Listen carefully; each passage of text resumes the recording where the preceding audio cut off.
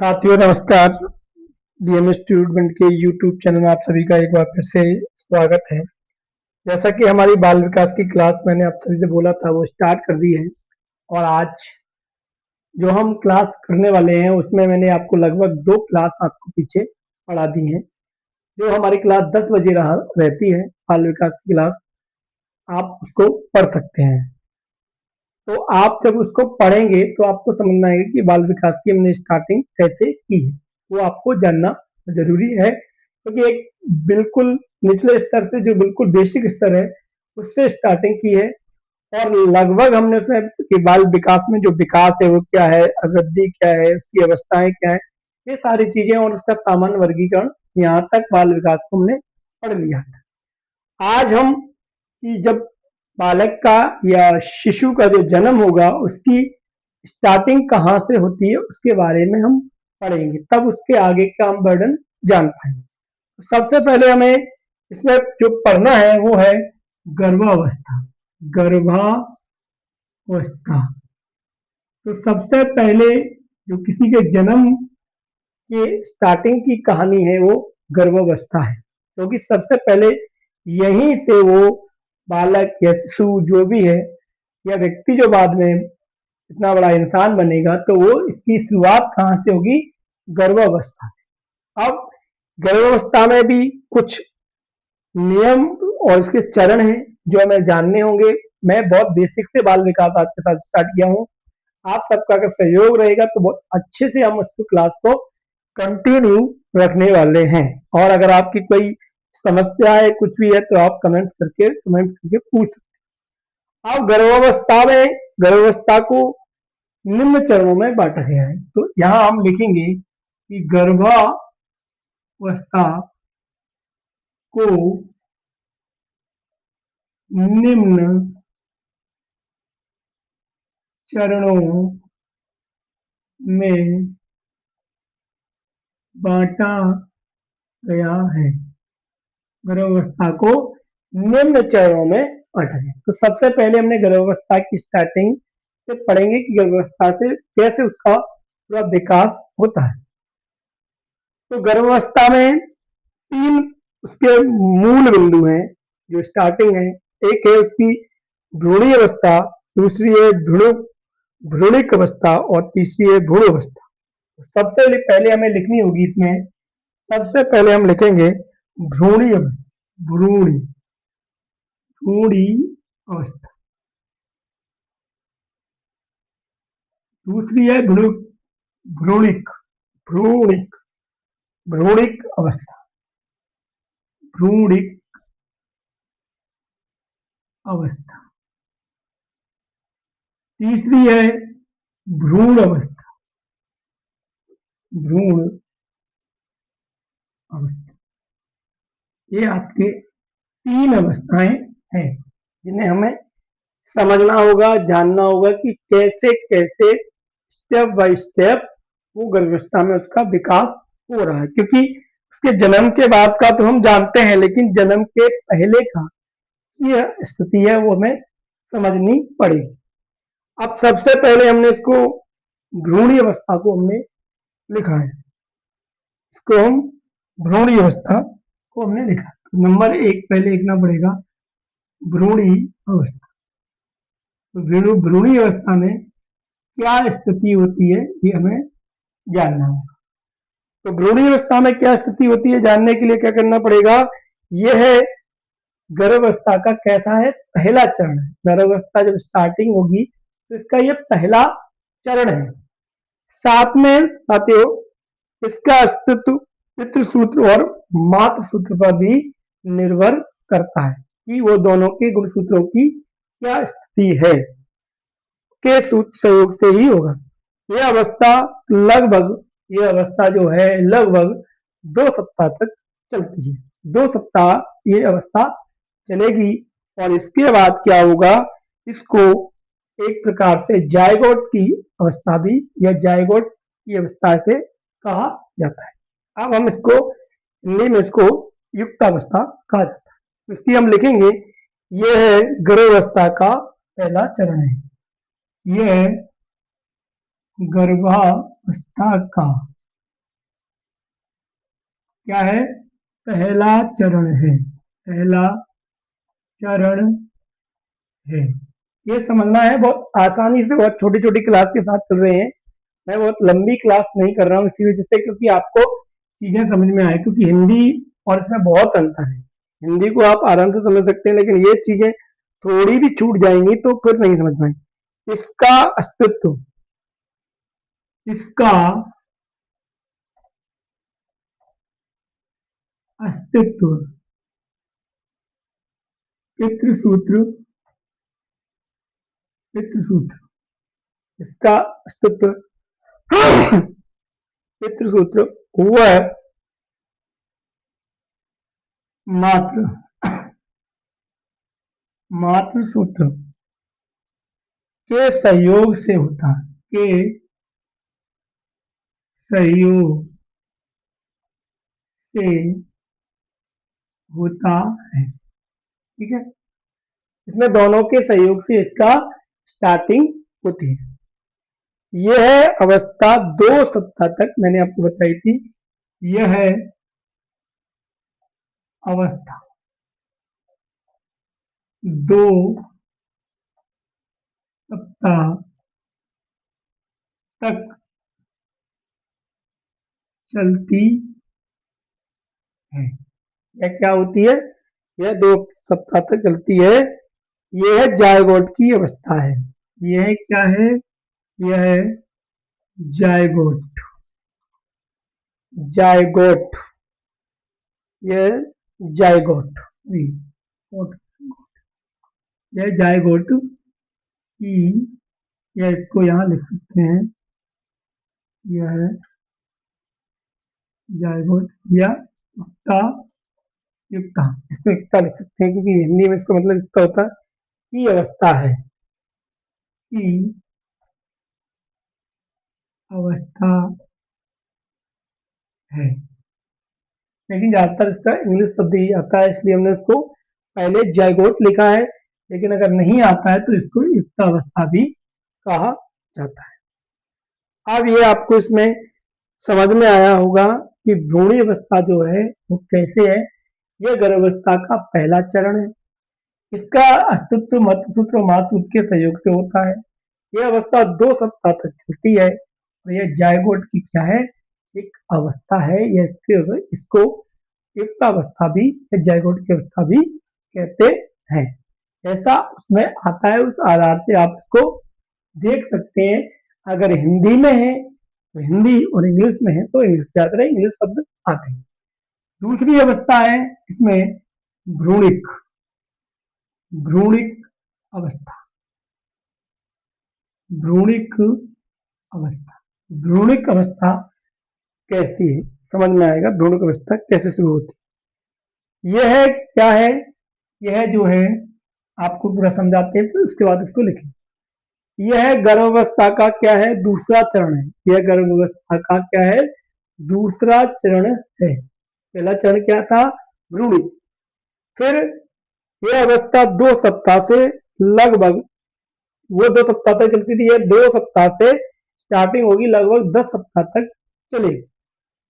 साथ में इसकी, इस अवस्था में शिशु का क्या होगा, विकास जो होगा वो तीव्र गति से या तीव्रता से होगा। में क्या होगा, तीव्रता से उसका विकास होगा। इसी अवस्था में क्या होता है, श्वास नली की शाखाएं कहीं न कहीं मतलब जन्म ले लेती हैं, शाखाएं आ जाती हैं, बन जाती हैं। फेफड़े, अनाग्नाशय, थायराइड ग्रंथि व लार ग्रंथि आदि का क्या हो जाता है, निर्माण शुरू हो जाता है। तो यह क्या है, इसमें आपको समझ में आया होगा कि यह गर्भावस्था का दूसरा चरण है। इसमें क्या होता है, यह लगभग 2 सप्ताह से 10 सप्ताह तक चलती है। इसमें शिशु का बहुत तेज गति से, बहुत तेज गति से क्या होता है, विकास होता है। और इसमें शरीर में लगभग जो लार ग्रंथि, अग्नाशय, फेफड़े वगैरह ये सब बन के लगभग तैयार हो जाते हैं। बहुत, क्योंकि तेज गति से विकास हो रहा है तो वो कहीं ना कहीं हो इसमें। और इस अवस्था से ये सारी चीजों के निर्माण क्या होते हैं, शुरू हो जाते हैं। तो अब हम इसको लिखेंगे, यह है गर्भावस्था, का दूसरा चरण है। क्या है ये? गर्भावस्था का दूसरा चरण है। ठीक है, यह अवस्था लगभग क्या होती है? यह अवस्था 2 सप्ताह 2 सप्ताह से 10 सप्ताह तक चलती है। लगभग 10 सप्ताह तक, इसको कह सकते हैं कि 10 सप्ताह तक ये चलती है। इस अवस्था में क्या होता है, मैंने अभी बताया था, इस अवस्था में शिशु का विकास तीव्र होता है। इस अवस्था में शिशु का विकास तीव्र अवस्था में होता है। इसमें क्या होता है कि शिशु का जो विकास है बहुत तीव्र अवस्था में होता है। इसी अवस्था में इसी अवस्था में इसी अवस्था में इसी अवस्था में क्या होता है? फेफड़े, श्वास नली, इस अवस्था में श्वास नली की शाखाएं, इस अवस्था में श्वास नली की शाखाएं शाखाएं फेफड़े फेफड़े इसके बाद अग्नाशय अग्नाशय थायराइड ग्रंथि थायराइड थायराइड थायराइड ग्रंथि थायराइड ग्रंथि और इसके बाद थायराइड ग्रंथि वह लार ग्रंथि वह लार ग्रंथि लार ग्रंथि लार ग्रंथि आदि का निर्माण शुरू हो जाता है। आदि का निर्माण शुरू हो जाता है। मतलब लगभग शरीर के ज्यादातर हिस्से का निर्माण शुरू हो जाता है। आपको ये चीज क्लियर समझ में आई है या नहीं? अगर नहीं आई है तो कमेंट बॉक्स में कमेंट करके आप ये चीज पूछ सकते हैं। वैसे मैंने आपको पहले समझाया है, फिर बोर्ड पे उस चीज को लिखा है। तो गर्भ अवस्था के हमने 2 चरणों को समझा है, जाना है कि 2 चरण कैसे कैसे स्टार्ट होते हैं और उन चरणों में क्या क्या शिशु के निर्माण में सहायक है या क्या क्या शिशु का निर्माण कैसे कैसे होता है। तो ये हमने समझ लिया। अब हम तीसरा और इसका जो नियम तीसरी अवस्था को हम जानेंगे। तीसरी अवस्था कैसे निर्मित होती है या तीसरी अवस्था में क्या क्या होता है। अब हम इसकी तीसरी अवस्था को जानेंगे। मैंने बोला था कि गर्भावस्था का जो 2 चरण है, इसमें भ्रूणी और भ्रूणिक, अब हो जाएगा आपका तीसरा भ्रूण। भ्रूण अवस्था को हम जानेंगे कि भ्रूण अवस्था में कैसे शिशु का विकास होता है। तो तीसरी अवस्था है भ्रूण अवस्था। तो भ्रूण अवस्था, अब भ्रूण अवस्था को पहले हम समझें, फिर हम भ्रूण अवस्था को लिखेंगे। तो ये क्या है? यह गर्भावस्था का अंतिम चरण या तीसरा चरण है जो हम अपन को, ये 2 चरण पढ़े तो ये तीसरा है, और या 3 ही है तो अंतिम ही है। सीधी सी बात है, चाहे तो तीसरा बोल दो या अंतिम बोल दो, तो कोई दिक्कत नहीं। यह अवस्था 10 से 8 सप्ताह से जन्म तक चलती है। 10 से 8 या 10 या 8 सप्ताह लगभग, और से स्टार्टिंग होती है, जो मैंने बोला था कि 8 से 10 सप्ताह में था, तो 10 सप्ताह के बाद लगभग चलो और जन्म तक चलती है, जब तक शिशु का, उस बालक का, इसका जन्म नहीं हो जाता, तब तक यह अवस्था चलती रहती है। इस अवस्था में बालक के अंगों का संचालन तथा गति का अनुभव इसको होने लगता है। गर्भवती माँ को इसका अनुभव होने लगता है, क्योंकि वह शरीर में कुछ न कुछ हलचल करने लगता है, जिसके कारण उसको इसका अनुभव होने लगता है। ये 3-4 मुख्य इसके बिंदु हैं जिन्हें हम समझेंगे। तो ये लिखेंगे, यह गर्भावस्था का अंतिम चरण है। यह गर्भावस्था का क्या है? अवस्था का अंतिम चरण है। अंतिम चरण है। क्या है? अंतिम चरण है। ठीक है। यह अवस्था 10 से 8 सप्ताह से जन्म तक, यह अवस्था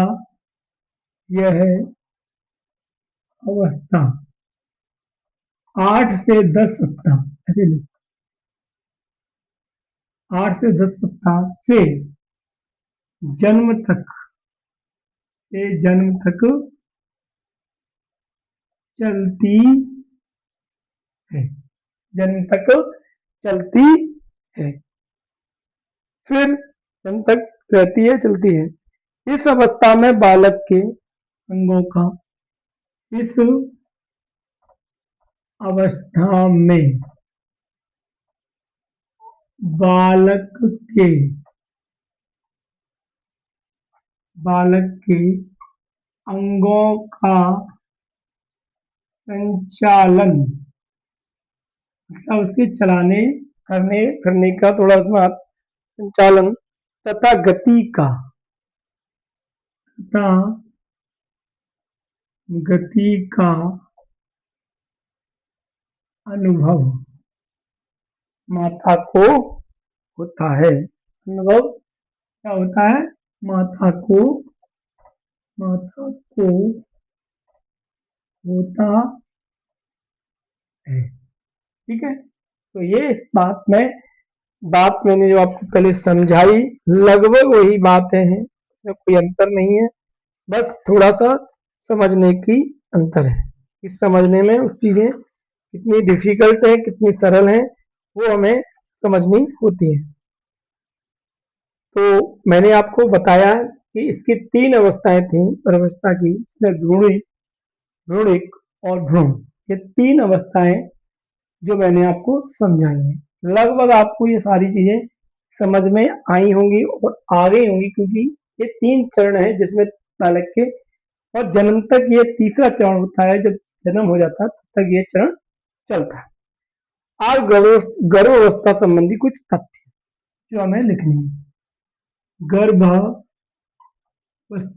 जितने भी होंगे लिखिए, का संबंधी तथ्य। गर्भावस्था संबंधी तथ्य हमको लिख रहे हैं कि कौन कौन से तथ्य हैं जो, या कौन कौन सी चीजें हैं जो होती है उस समय, इनका होना जरूरी भी है या होती भी है। तो सबसे पहले इसमें आपको लिखना होगा कि मनुष्य में, एक नंबर इसमें लिखो, जितने भी नियम होंगे कोशिश करेंगे पूरे हो जाएं, तो पूरे जितने क्लास में हो सकते हैं क्या करेंगे नेक्स्ट अगली क्लास में, क्योंकि क्लास को बहुत बड़ा नहीं करना, छोटी छोटी क्लास से स्टार्टिंग है, क्योंकि एक डिफिकल्ट सब्जेक्ट है थोड़ा, और ज्यादा पढ़ने से क्या होगा, फिर वो बोरिंग होने लगता है और समझने में भी थोड़ी दिक्कत आती है। तो इसमें हमने लिखा है मनुष्य में 23 जुड़ा गुणसूत्र, मनुष्य में 23 जोड़ा गुणसूत्र, 23 जोड़ा गुणसूत्र, 23 जोड़ा गुणसूत्र पाए जाते हैं, पाए जाते हैं, पाए जाते हैं। पुरुष में एक जोड़ा, पुरुष में पुरुष में एक जोड़ा, पुरुष में एक जोड़ा बेमेल गुणसूत्र होता है, मतलब उससे मेल से अलग, तो पुरुष में एक जोड़ा बेमेल गुणसूत्र होता है। ठीक है, होता है। आगे होता है जिसमें दो क्रोमोसोम, जिसमें दो क्रोमोसोम में एक, जिसमें दो क्रोमोसोम में एक एक्स और दूसरा क्या होता है, वाई। दूसरा क्या होता है, एक एक्स वाई, या इसको वाई ऐसे लिख दीजिए, दूसरा वाई। दूसरा क्या होता है, वाई होता है। वाई क्या होता है, वाई होता है, वाई होता है। इन्हें सेक्स क्रोमोसोम भी कहा जाता है। इसे सेक्स क्रोमोसोम, क्रोमोसोम भी, क्या इसको ऐसे लिख, क्रोमोसोम भी कहा जाता है। ठीक है, तो ये पहला है। इसमें क्या है कि मनुष्य में जो होता है वो 23 जोड़ा गुणसूत्र पाए जाते हैं। ये बात हमको समझ में आई होगी। इसके साथ साथ जब हम ये चीज समझ पाए तो इसमें एक चीज और बोली गई कि पुरुष में एक जोड़ा फीमेल अलग से होता है, मतलब फीमेल और मेल जो है उसमें दोनों में अंतर होता है, जिसमें दो क्रोमोसोम है और वो है एक एक्स और वाई। और उसी के कारण उन दोनों के डिफिकल्टेशन के कारण ही दो अलग अलग संतानों का जन्म, जिसको इसे सेक्स क्रोमोसोम भी कहा जाता है। दूसरा इसका दूसरा तथ्य है, दूसरा तथ्य है एक्स गुणसूत्र का आकार। इसमें लिखा है एक्स गुणसूत्र का आकार, एक्स गुणसूत्र का आकार वाई से बड़ा होता है, वाई से, वाई से बड़ा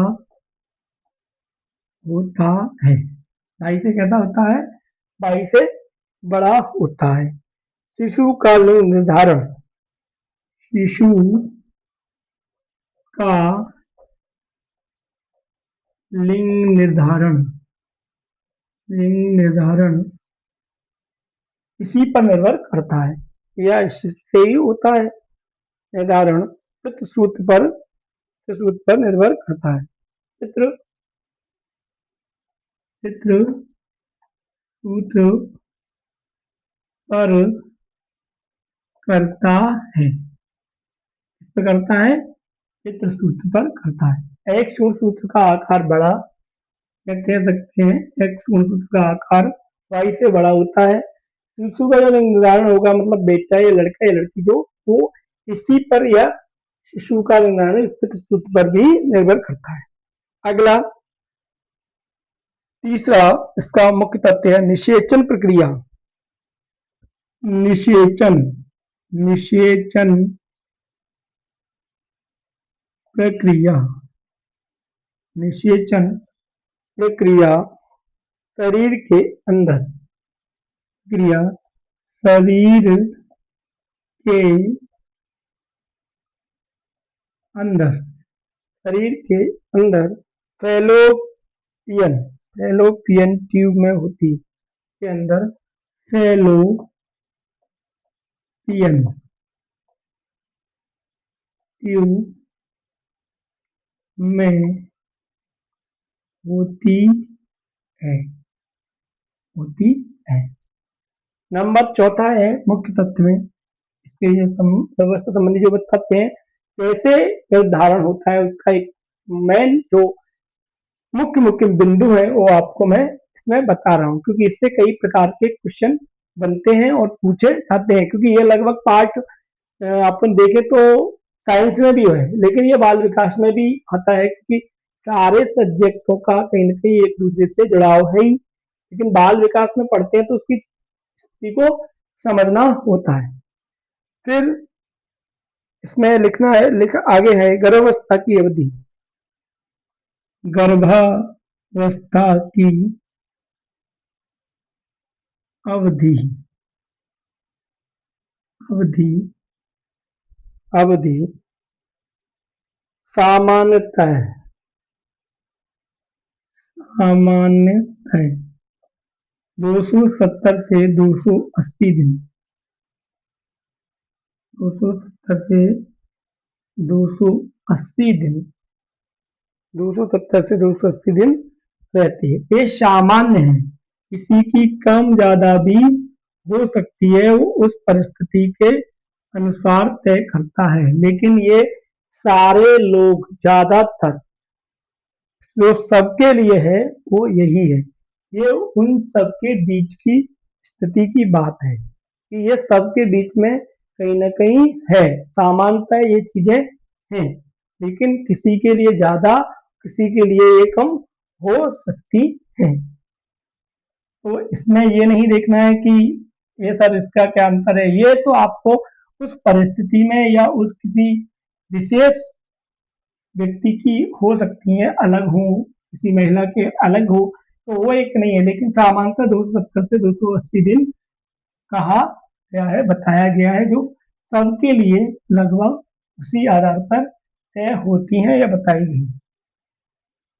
तो हमने 4 नियम लगभग आपको, सॉरी 4 बिंदु बता दिए हैं। 5वां बिंदु हमें लिखना है। 5वां बिंदु है, 5वां बिंदु है गर्भावस्था में, गर्भावस्था में शिशु, अवस्था में शिशु पीड़ा और गंध, पीड़ा और गंध,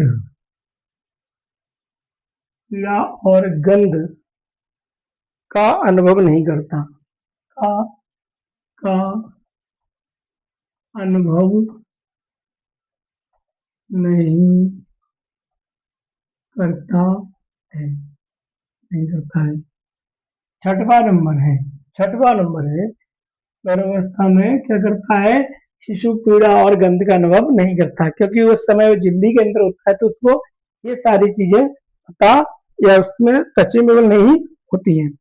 शिशु का विकास, शिशु, क्योंकि अब वो शिशु हो चुका है, शिशु का विकास सिर से पैर की तरफ, शिशु का विकास सिर से पैर की ओर होता है, सिर से, शिशु का विकास सिर से पैर की ओर होता है, जिसको मस्तिक, मस्तिकाधोमुखी, मस्तिकाधोमुखी कहते हैं। ये कई बार पूछा गया, दो, मस्तिकाधो मुखी, क्योंकि ये बोला जाएगा कि विकास जब सिर से पैर की ओर होता है तो उसे क्या बोलते हैं, इसे क्या कहते हैं, तो इसको याद रखना है कि मस्तिका, मस्तिकाधो मुखी, मस्तिकाधो मुखी बोलते हैं। ठीक है, इसका 7वां जो तथ्य है वो लिखना है। पहले 2 माह में, पहले 2 माह में सिर, सिर का आकार, सिर का आकार, सिर का आकार शरीर से आधा हो जाता, शरीर से आधा हो जाता है। 8वां नंबर, 8वां नंबर, पहले 2 माह में क्या होता है, कि इसका जो आकार है वो शरीर से आधा हो जाता है, शरीर से आधा सिर का निर्माण लगभग हो जाता है, क्योंकि सिर का विकास पहले 2 माह में ज्यादा होता है। इसके बाद तीसरे महीने के अंत में, तीसरे माह के अंत में, तीसरे माह के अंत में, तीसरे माह के अंत तक सिर, तीसरे माह के अंत तक सम, सिर संपूर्ण शरीर का 1/3 होता है। सिर संपूर्ण शरीर का 1/3 होता है। क्या होता है? तीसरे माह के अंत तक सिर संपूर्ण शरीर का 1/3 होता है। 2 नंबर और लिखेंगे, 9 और 10। इसके बाद जो रह जाएंगे वो हम अगली क्लास में पूरे करेंगे। तो तीसरे माह के अंत तक क्या होता है? सिर 1/3 मतलब तीसरे हिस्से का तीसरा हिस्सा, एक शरीर के तीसरा हिस्सा लगभग वो पूरा कर लेता है। फिर तीसरे महीने में, तीसरे माह में पैरों की अपेक्षा, पैरों की अपेक्षा हाथ अधिक, हाथ अधिक लंबे होते हैं, लंबे होते हैं। अब इससे ये नहीं कहा जा सकता कि हाथ पैरों से लंबे हो जाएंगे, लेकिन जब वो तीसरे माह की बात कर रहे हैं, जब शिशु गर्भ में है, तब वो शरीर के जो बनावट है उसमें हाथ क्या होते हैं, वो पैरों की अपेक्षा अधिक लंबे होते हैं। इसके बाद, इसके बाद बालकों में, लास्ट और आज की क्लास का लास्ट नियम है, सॉरी लास्ट नंबर है ये तथ्यों में, बालकों में वृद्धि, बालकों में वृद्धि केंद्र, केंद्र से बाहर की ओर, बाहर की ओर, बाहर की ओर होती है, होती है। इसको हम बोलते हैं केंद्रानु, केंद्रा, केंद्राभिमुख, केंद्राभिमुख, केंद्राभिमुख मतलब केंद्र से दूर, विमुख केंद्र से बाहर की ओर मतलब केंद्र से दूर, केंद्र से दूर की दूरी, दूर मतलब बाहर की ओर होती है। ये हमें याद रखना है। तो हमने ये गर्भावस्था के महत्वपूर्ण आपको तथ्य बताए, लगभग इसमें और कुछ 5, 6, 7, 8 तथ्य और होंगे जो हम आपको नेक्स्ट क्लास में समझाएंगे। आज के क्लास में इतना ही रहेगा, क्योंकि छोटी सी क्लास रहने से आपको ये सारी चीजें याद करने में भी आसानी होगी और आसानी से ये सारी चीजें समझ में भी आएंगी, क्योंकि स्टार्टिंग की है तो थोड़ा थोड़ा धीरे धीरे कुछ हर क्लास में 1-2 मिनट की टाइमिंग ऊपर नीचे चलेगी। तो हमको क्या है कि 2 क्लास पढ़नी होती है, एक हिंदी की और बाल विकास की, तो दोनों के लिए पर्याप्त समय भी मिलेगा। और बाल विकास थोड़ा डिफिकल्ट सब्जेक्ट है, क्योंकि इसमें साइंस भी चलता है, उसमें अपना मनोविज्ञान भी चलता है, तो उसमें सारी चीजों को देख के चलना पड़ता है, तो समझने के लिए आसानी हो इसलिए हम थोड़ी छोटी क्लास रख रहे हैं। आज की क्लास आप सबको कैसी लगी? अगर अच्छी लगी तो लाइक शेयर जरूर करें और सबके बीच में इसको शेयर करें, क्योंकि मेरी कोशिश रहेगी कि आप सबको बहुत अच्छे से, मैंने बोल दिया है, आपको बता दिया है कि बाल विकास की मेरी अपनी टाइमिंग 10 बजे से है और हिंदी की टाइमिंग 5 बजे से शाम को। सुबह 10 बजे बाल विकास और शाम को 5 बजे हिंदी। सुबह 10 बजे बाल विकास, शाम को 5 बजे हिंदी की क्लास में मिलते रहिए। तब तक के लिए सभी को नमस्कार, मिलते हैं नेक्स्ट क्लास में। जय हिंद, जय भारत।